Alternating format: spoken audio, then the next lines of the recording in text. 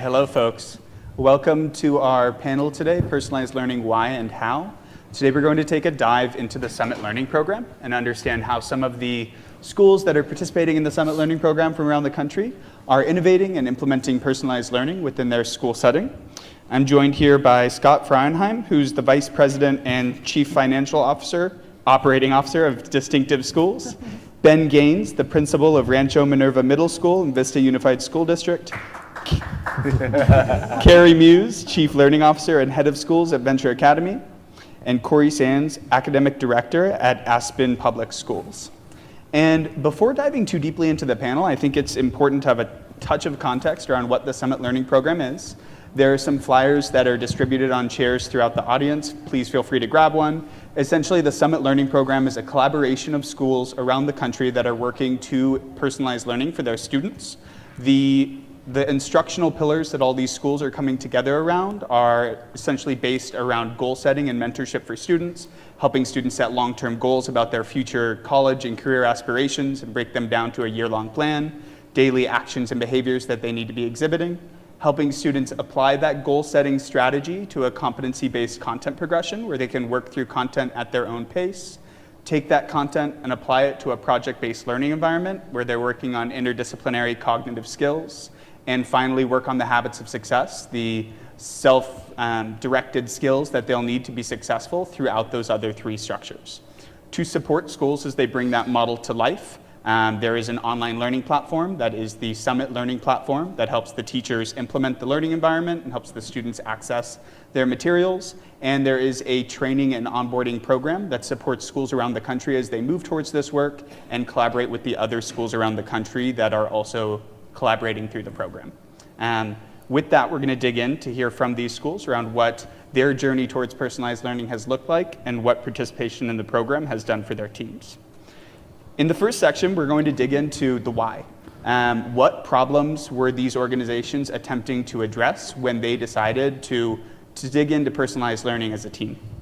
So starting off with Scott, Distinctive Schools in Chicago operates 5 schools, 4 of whom are collaborating around personalized learning through the Summit Learning Program. What key problems was your organization trying to solve when you decided to go down this path? Sure, yeah, thanks. So Distinctive Schools was founded in 2011 with a vision for personalized learning across all of the campuses, but we were not starting brand new campuses. We were hired to come in and take over 4 existing charter schools that had opened between 1997 and 2004. Very high performing schools, but very compliant and very traditional. And so Chicago International Charter Schools asked us to come in and flip the model, but to be intentional about growth and performance to ensure that we were pushing innovation, but we were not messing up the performance.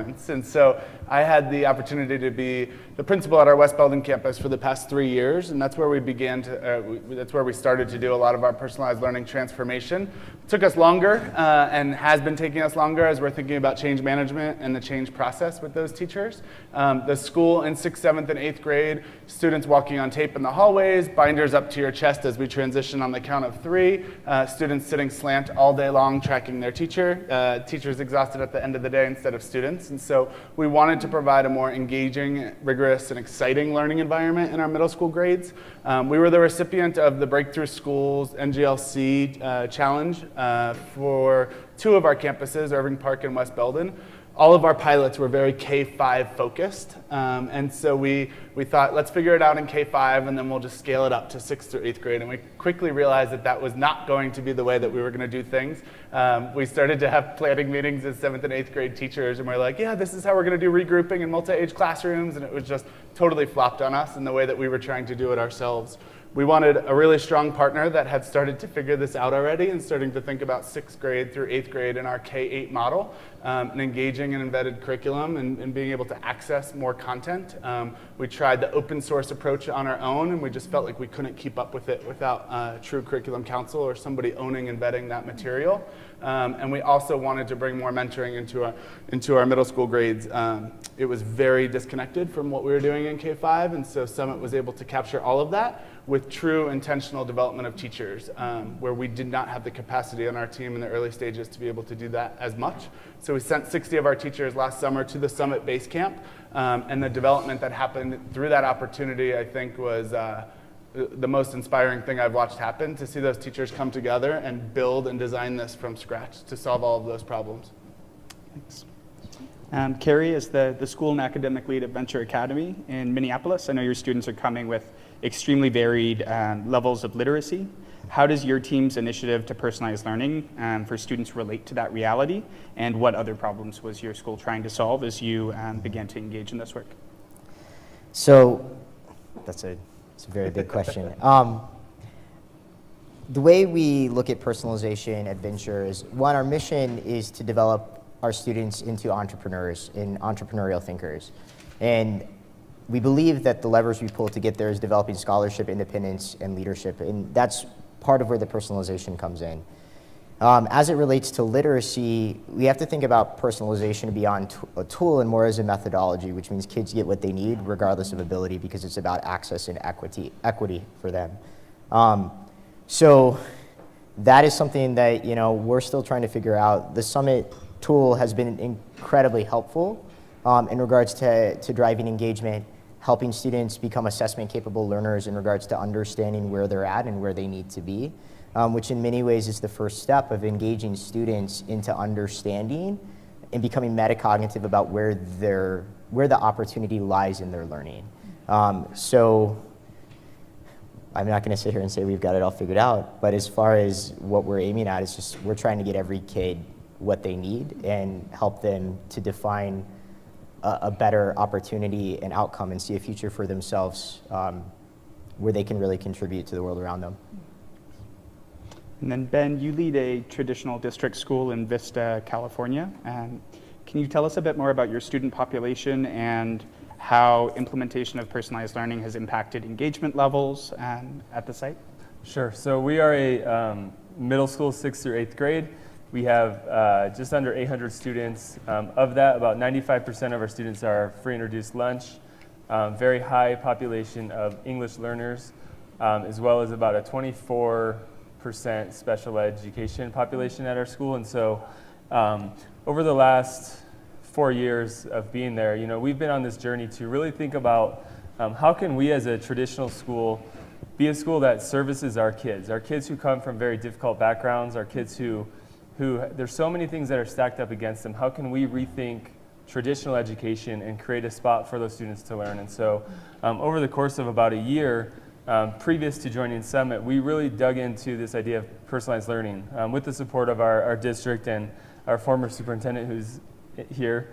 And really came to this understanding that kids could be self-directed learners. And it sort of, that conversation came out of when we were teaching my son how to tie his shoes, and my wife and I struggled, and we couldn't teach him, and then he learned via YouTube within 10 minutes.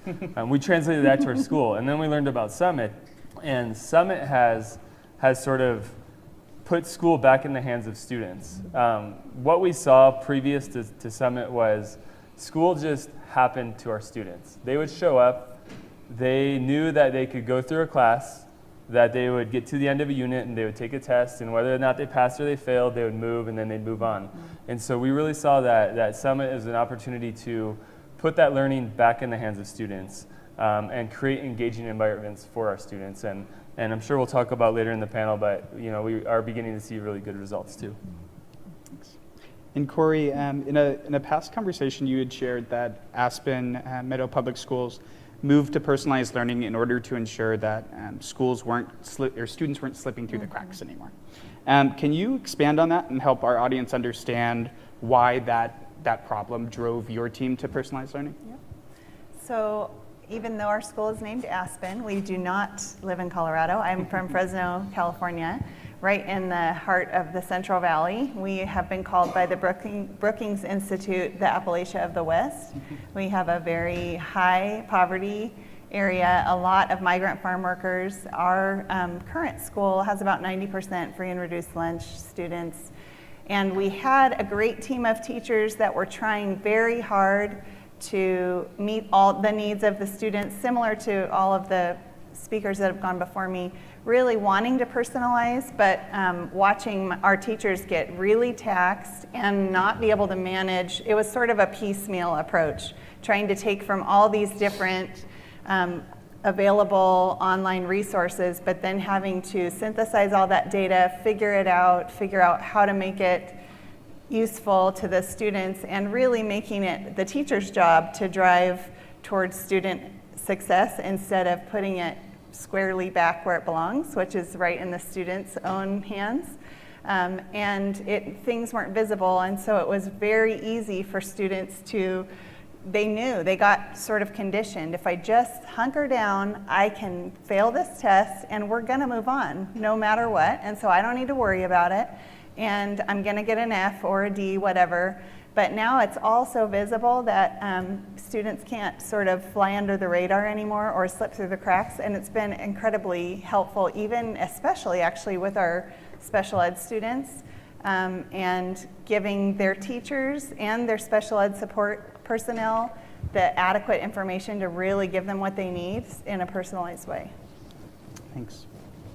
Having established a little bit of the why these organizations decided to move in this direction, I want to dig into the sort of the what and the how. So what does this look like? What does collaborating with Summit Public Schools through the Summit Learning Program look like? What does collaborating with other schools around the country through this program look like? And how is it starting to impact students? Digging into this, I'm going to start off with Ben. As a district leader, what has collaborating with Summit Public Schools charter organization look like through the program?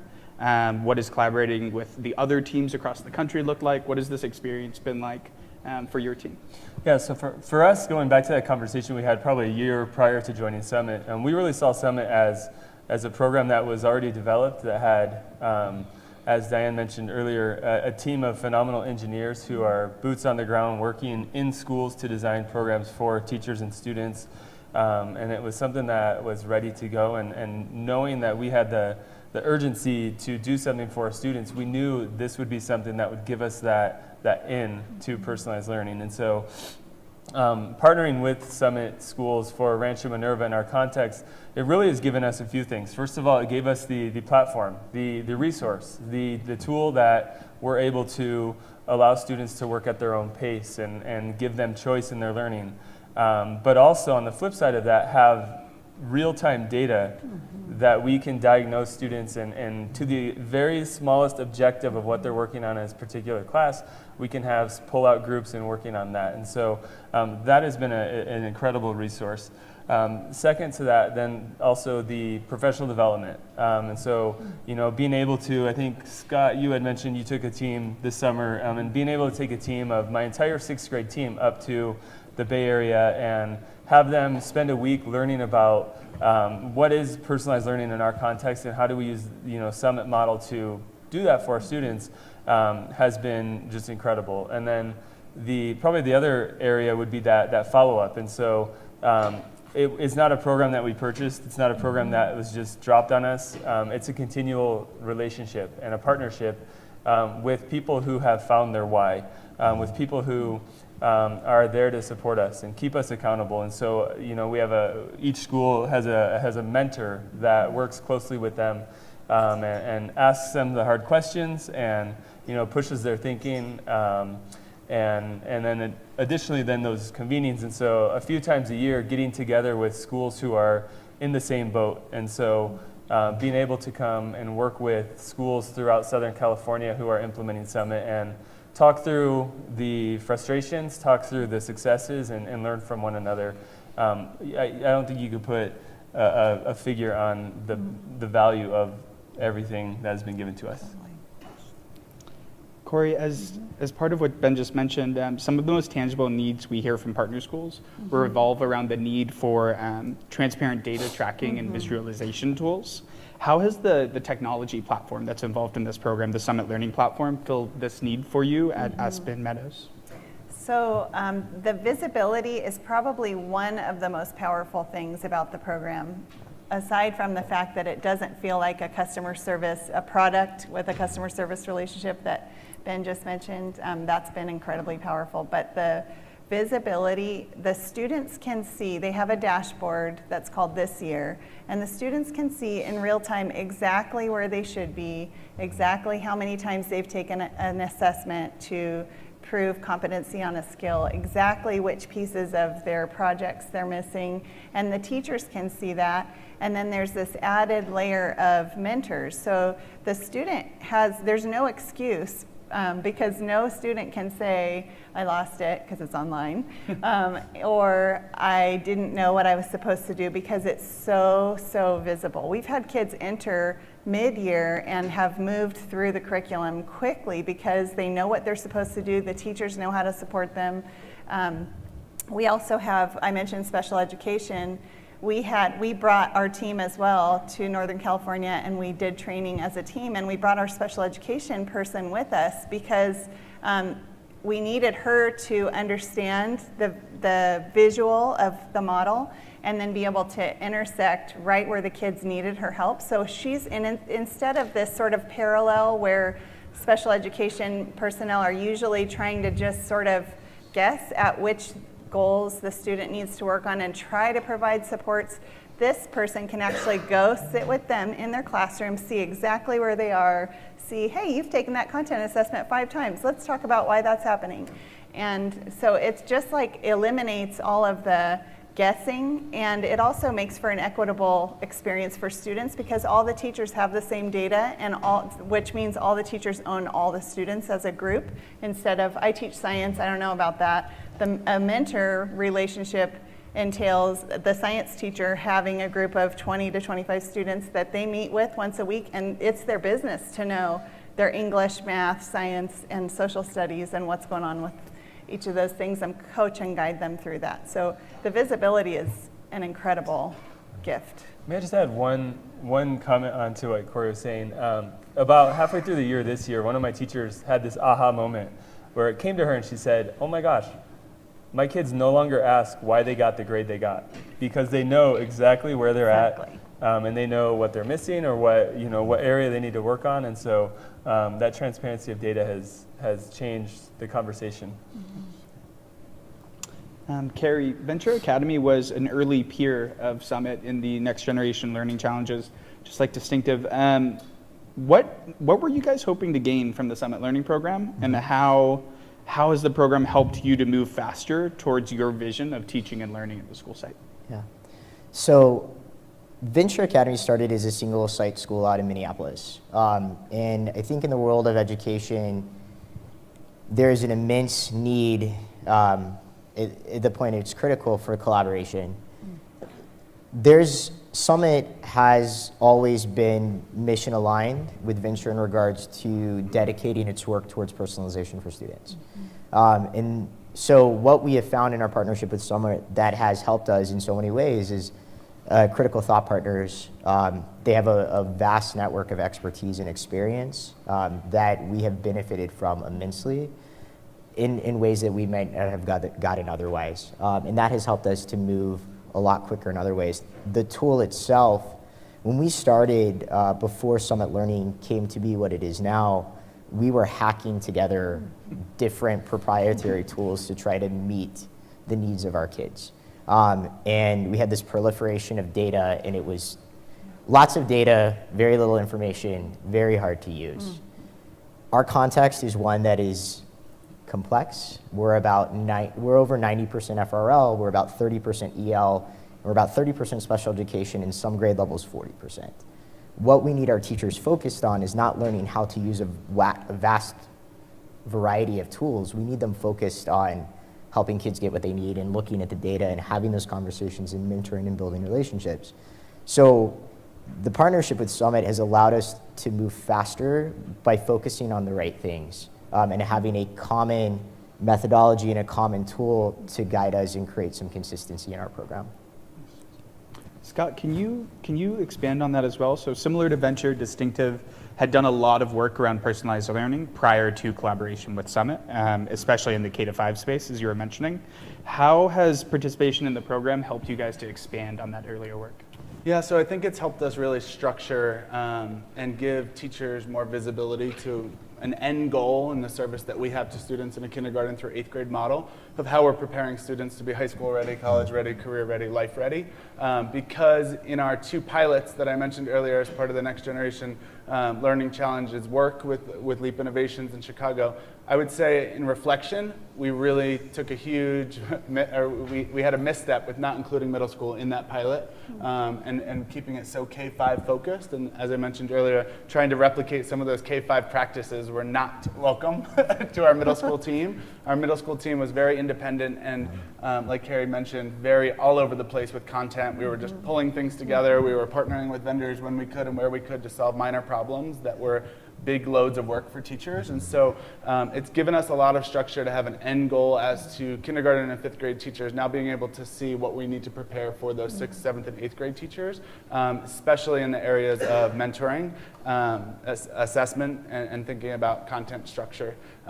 It's been fun for our 3rd through 5th grade teachers to really see a day in the life of a 6th, 7th, and 8th grader so that they can identify and understand what the work looks like in 6th, 7th, and 8th.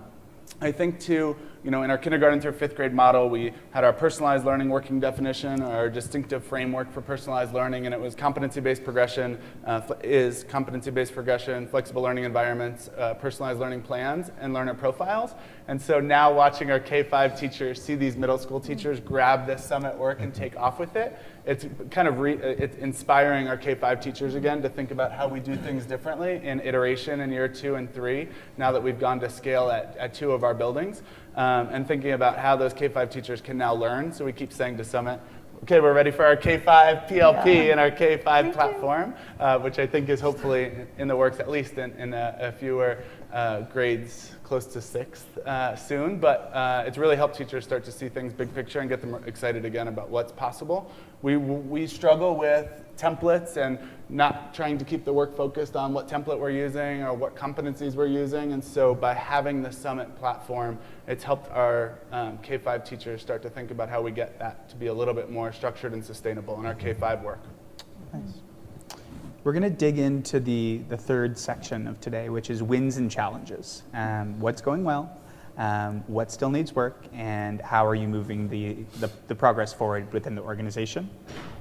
Corrie, to start us off, you guys are 10 months into the program right now.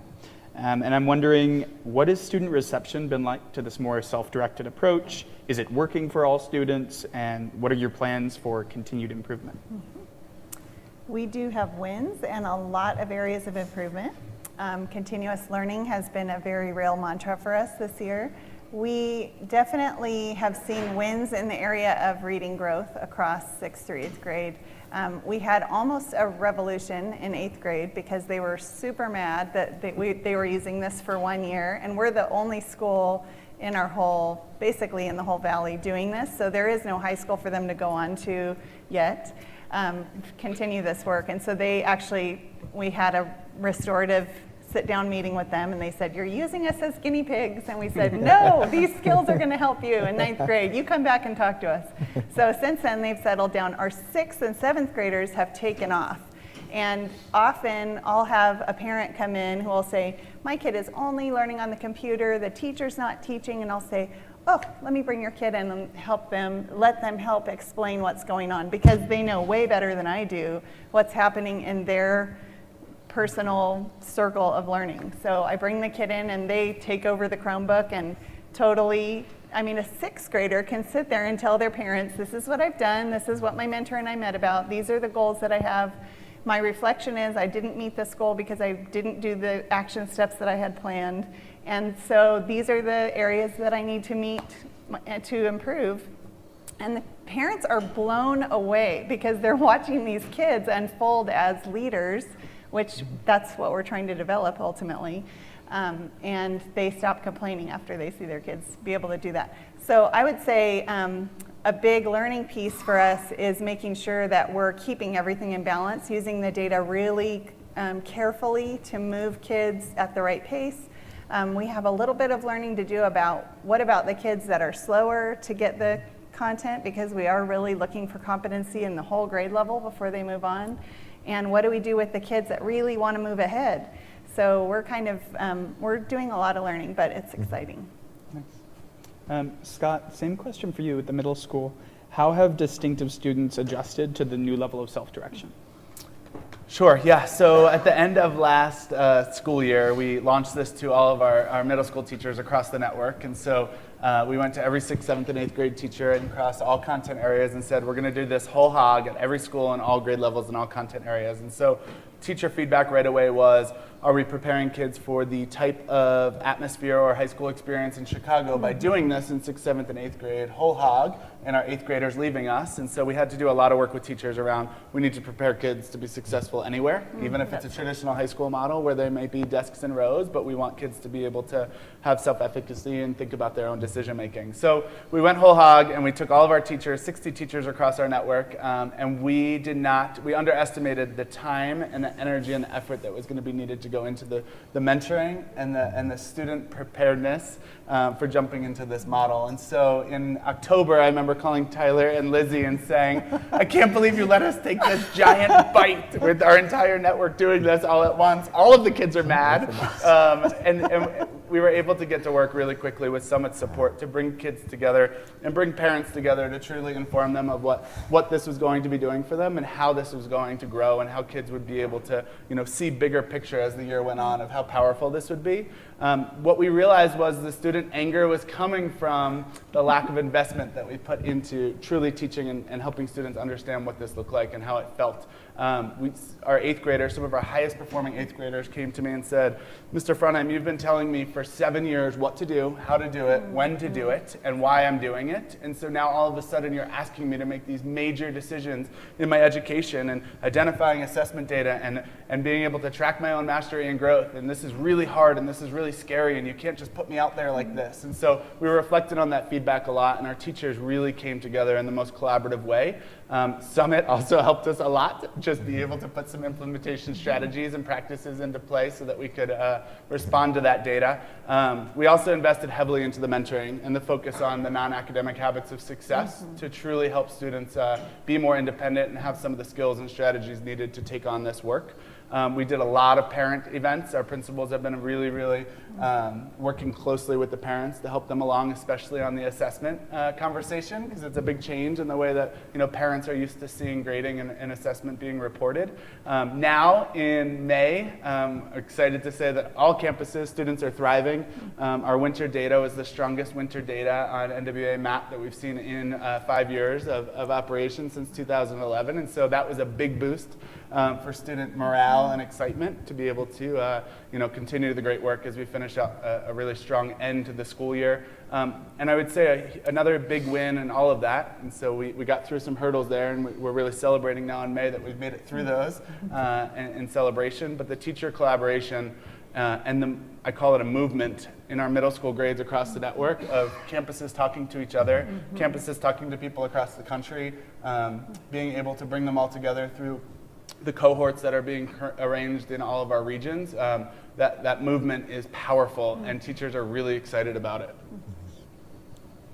Ben, turning to the district implementation, what wins have you seen for your students? What challenges have emerged? And I mean, the majority of the teams that we work with around the country are actually traditional district schools, over 70% of the program. What should those teams be thinking about around district structures and policies, et cetera, as they go into this program?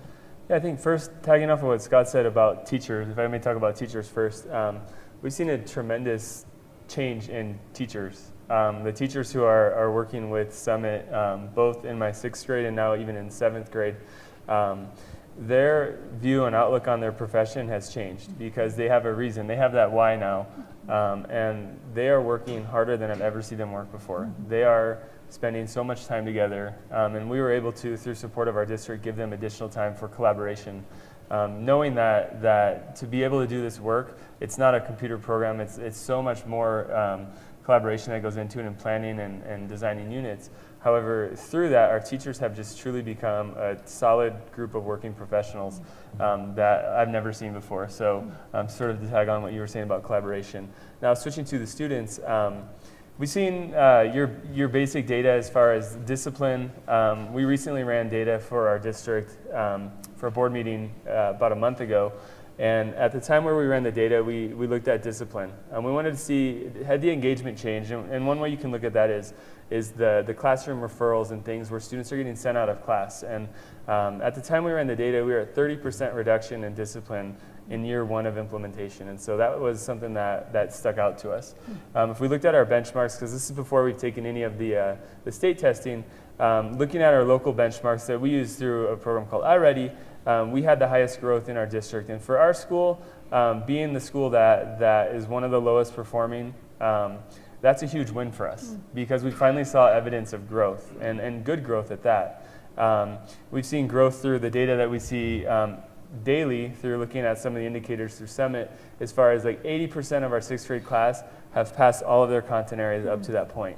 And so that's knowing that no student has been left behind at that point, that they have moved on and progressed through content. And those are wins. But then I think the wins that I sort of hang on to the most are when I walk through our campus and I'm at lunch or I'm walking into a class and I'm met with a, Dr. Gaines, I just passed a, and then you fill in the blank, because the conversations have fundamentally, they have completely changed now to be about learning. And the culture of our school now is about celebrating learning. And that's a win that I see. Giving high fives, giving hugs to kids.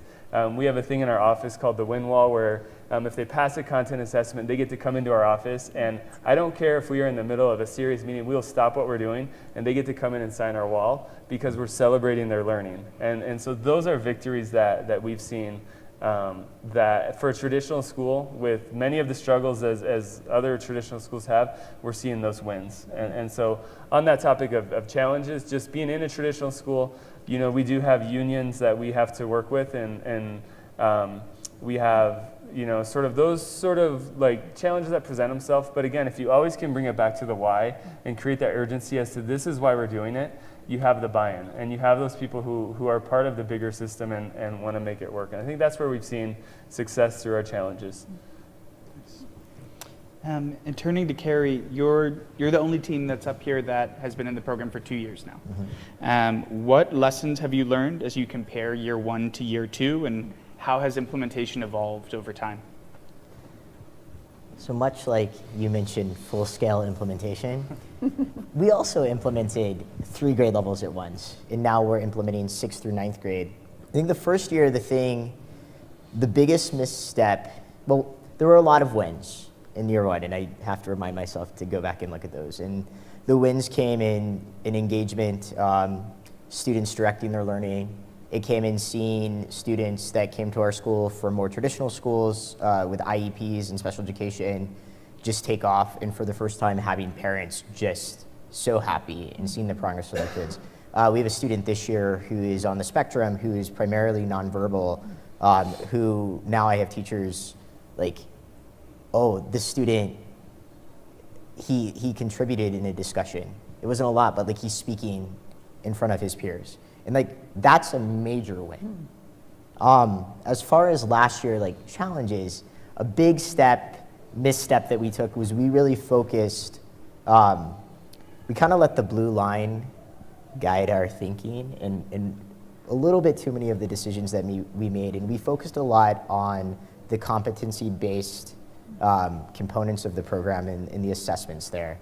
And that is a little bit of an interface issue because students see it when it's read. There's like absolute rebellion from your kids because it's all right there. They know how they're doing. And so the first inclination as adults and as educators is to be like, okay, how can I guide and mentor you to like get yourself on track? And that definitely is something that we didn't do this year. This year we focused more heavily on the cognitive skills. We struck a greater balance between the utilization of the tool itself and the implementation of the projects and the cognitive skills. So students have a very specific time and place in which they are interfacing with the technology and the computer, and really it's really about how they're thinking in the classroom. And as we move towards next year, it's continuing to think about how we take the best things that are happening in our school and like scale those up so that the quality and the efficacy of our program is consistent for all students in our building. Nice. Tossing it across the board, were there wins or challenges that you didn't expect? I think one win for us is identifying the national conversation around all of this, and so I didn't realize how powerful that was going to be, and it has been a huge win. We've got teachers emailing teachers in Minnesota, in Rhode Island, sharing resources. It's created this like national conversation around like best practice and sharing of practice that I think has been really powerful and exciting to us. We didn't realize the power of that in the very early stages. I also think that it wasn't, I didn't really know how the relationship with Summit would be, and having some of those coaches being supportive of us.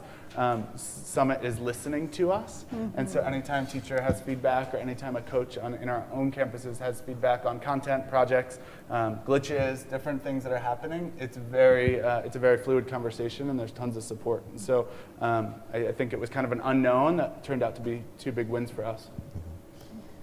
I think a challenge that I perhaps didn't anticipate, or maybe we did, but it gave us a scare, was when you transition from a traditional model to a self-directed model, and you put the learning back in the students' hands, there's a transition that has to happen, and it takes time.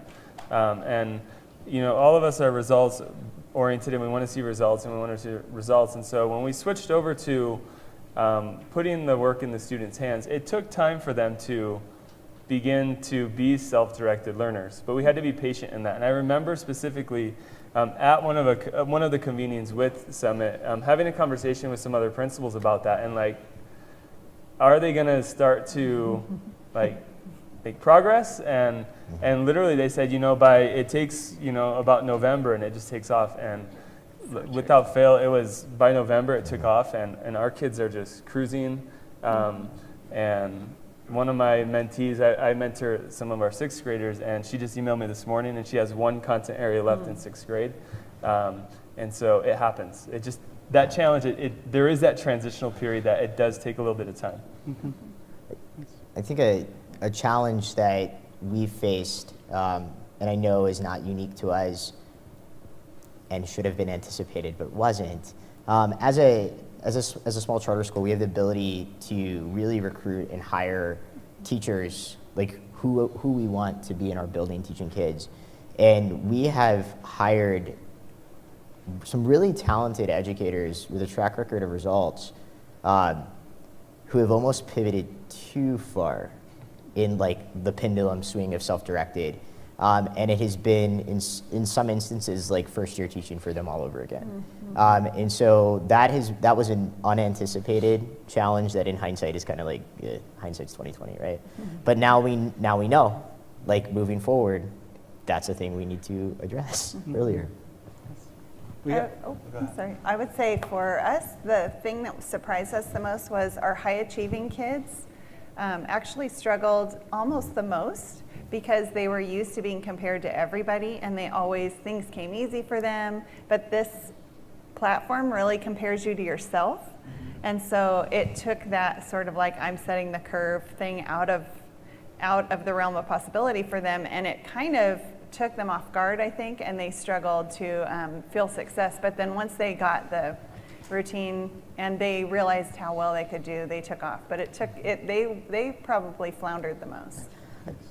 I also think like a real win is students when they have like the cognitive skills, which they're shifting, but it's really a 1 through an 8, really in the higher levels being college or career ready, so beyond high school. And let's say like an A in 6th grade is a 4. They'll push themselves to get to like a 5 or 6. So it's just a further reinforcement of setting the bar high and giving all of that information to kids. Kids will push themselves. I think the comment on teacher practice is a huge thing that needs to be really identified early on as far as teacher readiness and teacher understanding of the why. And so having teachers go through the design thinking process to define their design anchors of why we're doing this. In the early stages, I remember teachers being like, this is way too hard for our kids. The rigor of this platform is just way too hard for our kids. And we responded, our principals, saying, I can't believe you're saying that. We want our kids to have access to most high quality content and most rigorous content. But then, some of our 10, 15-year teachers that have been with us forever just telling us that this is the most professionally challenged they've ever been in their career of trying to make this change and make this transition. And then the coaching that comes with that. And so instructional coaches so used to using more of a traditional teaching framework and going in and seeing either small group or whole group instruction and being able to identify the different components or layers of our teaching framework that our teachers had created with a personalized learning mindset has really had to change a lot with the way that we're giving feedback to teachers with all of the different things happening in a classroom any given day.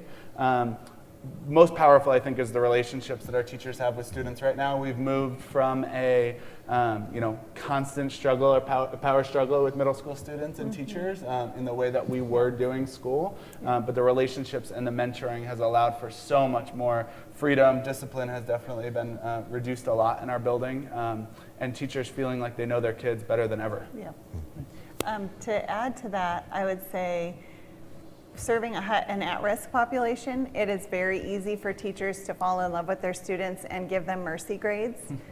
You deserve a D based on your competency, but because I understand where you come from and I understand that you probably didn't eat last night and your clothes aren't clean, I'm going to give you a B because you're trying really hard. But they don't realize that the ultimate long-term effect of that is the kid isn't ready for anything. And so it holds the same bar for every kid and it's visible, so it has eliminated that sort of unintentional consequence of trying to be kind to kids that are at risk. Pushing into the final section, I want to know what comes next. So this is a never-ending journey. Folks are always going to be working to improve teaching and learning for their students within their school organizations. And I want to dig into that. So Scott, what's next for Distinctive's work around personalized learning? Yeah, so Distinctive Schools was the recipient of the Breakthrough Schools Grant at our Irving Park and West Belden campus. And so we have two other campuses in Chicago, our Bucktown campus and our Prairie campus. And so West Belden and Irving Park are now at full scale, even though we believe scale is never something that we've reached.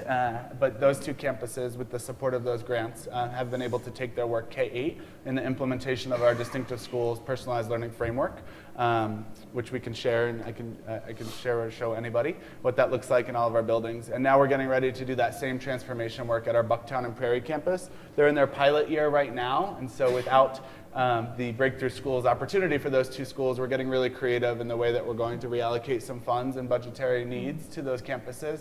Sarah is here in the back, our Bucktown principal, and so she's implemented pilot classrooms this year and getting ready to scale to her building, learning from what West Belden and Irving Park have done within our network, but having the autonomy as a school leader alongside a detailed list of fixed variables for what our Distinctive PL framework looks like, the opportunity to find her entry points with her teachers and design their own design anchors for the why. They're making that shift at Bucktown and Prairie so that we're not just innovating to innovate all over the place, but staying pretty grounded and structured in the vision of where we're all going as a network. I think we've been able to learn a lot from West Belden and Irving Park, but now West Belden and Irving Park get to learn from Bucktown and Prairie as practices continue to evolve, and we continue to be inspired at those two campuses by the new trailblazers taking off with their vision. We're growing, and so we've got 4 schools in Chicago now, 2 in Minnesota, 1 turnaround school and 1 new start. And we were just approved to open 5 schools in 5 years in Michigan.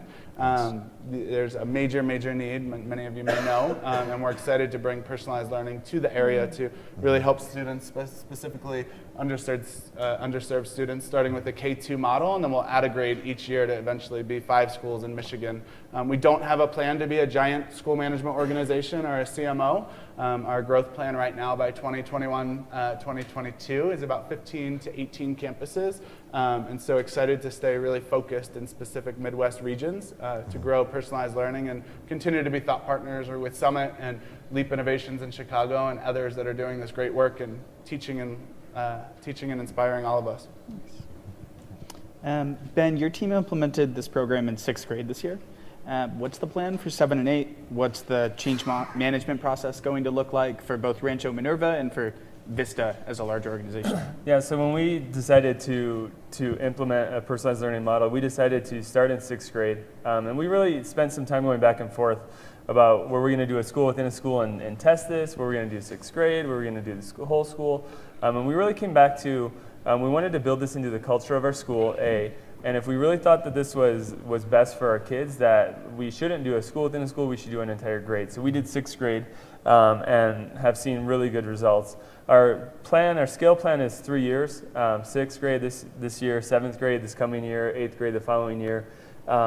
We've seen, though, through doing internal tours, most of our 7th grade teachers now are on the platform and are using it. And so for me as the school leader, there was no change management plan that I had to do with them, because it's just automatically taking over. And then that also happened within Vista. We had a similar middle school who sent some teachers over to see how it's working and what is this idea of personalized learning.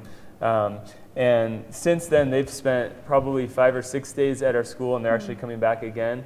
And now our teachers are getting together outside of work because they're now implementing at one of our other middle schools, and then perhaps talks of one of our high schools as well. And so it's definitely spreading. And a lot of that change management plan, when people see how students are now learning and how learning is different, it's changing itself. Corrie, your team is leading, as you shared, you're really leading the charge in the Central Valley around this initiative. What kind of relationship do you guys want to have with local teams? Yep. And let's start there. Yeah, we've probably done about 20 tours this year of people coming through interested, and everyone is excited about it. There have been a few teams that I think have actually applied to participate next year, which is great news to us. We feel like so much has been given to us, and so it feels like an imperative to kind of pay it forward by being a mentor and a coach to any school that would want to do that with us. We have invited our district in because we really do believe in the charter promise of leveraging tiny hubs of innovation to change a whole system. And I believe that our whole system and every kid should have access to such great things. And so I'm not done chipping away at that that large granite boulder yet, but we have had some good conversations, and I anticipate great things as results come out. Kerry, what comes next for Venture? So in year 3, we're adding 10th grade, so we'll have 5 grades implementing Summit Learning. And what really comes next is we have a few years of data, 2 with Summit Learning specifically, to really have a clear idea of what is working and what is not. And so next year is really, it's really about scaling those, having consistency across the program. I think consistency is key, moving past the pains of implementation. And we're lucky to have gotten through the largest lift of change management. So hopefully we're looking forward to just hitting our stride with this. And then additionally, just continuing to be a thought partner with other organizations in Minnesota related to individualized and personalized learning to bring more of that into the area. Nice. So we have a few minutes left. I want to end with some final reflections from the panel, and then we might have time for a few questions as well if folks have a few they'd like to ask. So first, for the panel, final reflections on the personalized learning movement, on the Summit Learning Program. What are the key pieces that you want to make sure attendees take away with them? I'll start since I'm on the end here. One of the things that really drives me in thinking about this whole idea of personalized learning and how students learn differently is, if you think about kind of seeing through the light, most people in the room, we all know life before technology in schools, and we know life now with technology in schools. And the thing to remember is that our students know only one of those realities. They only know life with technology. And our students only know that if they want to learn something, they can go to Google or they can go to YouTube and they can learn it. Like my son learning to tie his shoes. And so my advice or my push would be that we can't wait till we're ready for personalized learning or we're ready to put the learning in the hands of our students. They are born now ready, and that's all they know. So there's this urgency that we have to change the way that we're educating and what we're doing in schools, because our kids that's their life. That's what they know. And so there's that urgency to change the way that we educate, and that's probably the reason why many of you are here. And Summit provides the tool, the professional development, and the support to be able to do that. And I'll just tag onto that and say that my biggest takeaway from all of this and my biggest reflection is just gratitude. I told someone from Summit that I feel like I fell in a pot of chocolate. I mean, it's just so much better than anything I've ever interacted with in terms of a tool or in terms of a product. It has allowed my teachers to have a bond that now is unbreakable, which only serves our students better.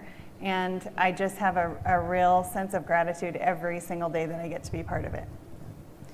I know this isn't supposed to be a sell for Summit Learning, but so a lot of us, I think, that are either coming to this because we're interested in personalized learning, or we've seen the evolution of what is personalized learning, blended learning over the course of the last several years.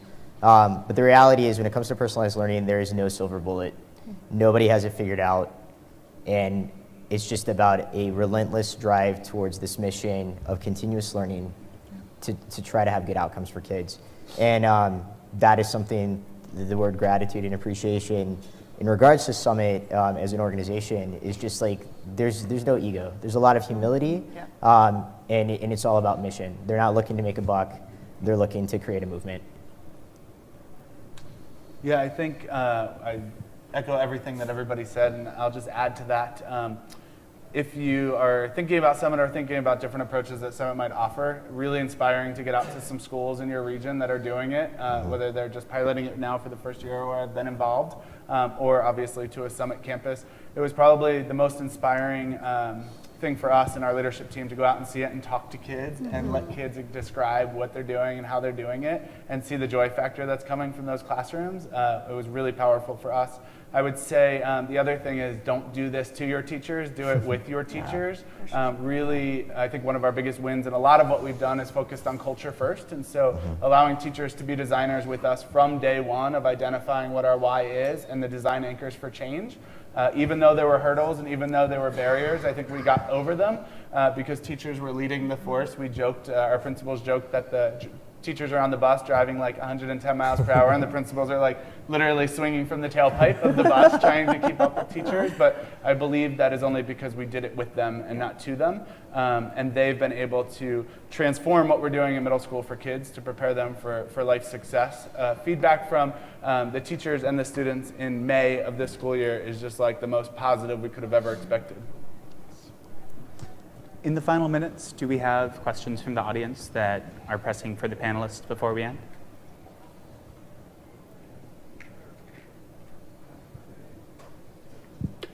Perfect. Go for it. Yeah, you mentioned that a lot of other schools are coming by to visit all of you, and I'm just curious how new does it seem to them, how novel is the personalized learning? Could you ask one more time into the microphone for the folks in back? Hi, I was just wondering if when a lot of you mentioned that you have visits from other educators, you're talking about something that seems to make a lot of sense to kids, but how do other educators react when they see and they're trying to understand what personalized learning actually looks like? I think it takes a leader, whether at the district level or the school level, to make sure that teachers are inspired by this. And so we have conversations with school leaders or district leaders that come in to watch, and our principals have actually said they watch how people respond when they walk them into the environment. And like if their jaw drops, they're like, this is not going to be a good fit for this leader or this person. And so in their response to what's happening, it's pretty easy to tell how people are responding to it. I think that it's overwhelming at first to people that have never seen it before or have never even started to talk about personalized learning to jump into a 6-12 model with all of these things happening. But once you're able to break it down and have the kids, not teachers or us as leaders, talk to them, it's really powerful. I think adults have this really terrible way of making everything overly complicated. And so putting kids down with visitors is the best thing you can do, because people, when they come to visit, have a lot of misconceptions about what personalization is and what it is not. And sitting down with a kid is the only way that they're really going to truly understand the experience. I would say the same thing. Kids are the ticket. I mean, they know it. I'm not using Summit Learning, they are. So I can talk about it for an hour to an adult and they would go, oh, and scratch their head. Or I can say, hey, just come into the environment. And actually, when I visited Summit schools in the Bay Area, I was so I expected something different. I thought, this isn't like our school. I'm gonna walk into this beautiful facility, but I went to a place with portables, with regular old kids and Chromebooks, and it was not fancy, and the kids knew what they were doing, and they were on target, and that's exactly what my school, is doing now. And so kids are really, it allows them to be the leaders that they're growing into. And I'll just cap that with, and Kerry, you had mentioned this, there's a cynical misunderstanding of what personalized learning is. And so when people come, usually they're looking for, I want to see this plug and play, kids in front of screens all day, Yeah. and I'm going to prove kind of myself wrong. And they walk out because we sit them in front of the kids, and the kids talk about their project-based time that they do, which is 70% of the time that they're in a class, and they leave with an incredible understanding. And 90%, probably 99% of the time, it's done through our little 6th grade students Yeah. explaining it to adults. Any final questions from the audience before we wrap up?